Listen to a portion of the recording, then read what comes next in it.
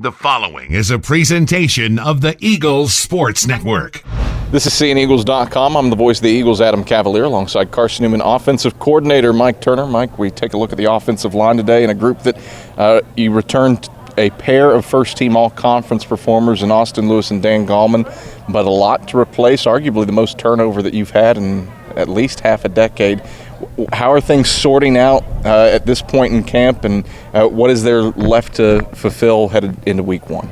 Well, I think they've worked hard. They've worked extremely hard. They worked hard this summer in preparation of fall camp, and you can do all that you want to do, and then when you get here and you start putting on the pads and doing that, you know, your mind is just exploding out there with all kinds of things going on. So all the installation's over with. It's been over since yesterday. Hopefully we can get some folks that can settle in right now, slow their brain down a little bit, where they can get back concentrating more on the technique and fundamental. We've got some positions that are open. We've moved people around yesterday and today in the scrimmages to give them different looks. And that's going to be interesting to watch the video today. But I'm very proud of their effort and very, very, very proud of their attitude. What about two guys in Austin Lewis and Dan Gallman? What have they done to kind of take ownership of the offensive line in their senior seasons? Right. Well, those two guys they have solidified, I guess you call it the mood of the classroom. Those guys know about the culture of offensive linemen. Between those two and Cooper Davis, and you've got some guys that have been around for 3 and 4 years. The other guys respect them, and they know how it is to work your way up the ladder. And it's not like it's a organizational thing, but it's a part where that position requires you build the right foundation. Mm-hmm.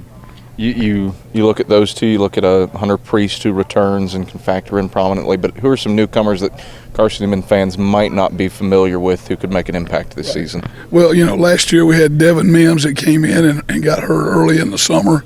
I had to end up redshirting him.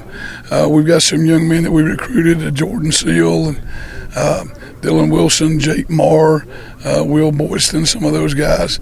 But we looked at a guy like Bailey Feathers that was a redshirt last year, was injured and out in the spring practice. Looking at a Micah Presley who's been here for 2 years, you think those guys that put in their time and they put in their effort, if they continue to improve, those are the kind of guys that are going to end up playing. And then you got guys like Ben Clark, Stokes Rowe, who have kind of bided their time on the bench as well. How do you feel about the depth of this year's line?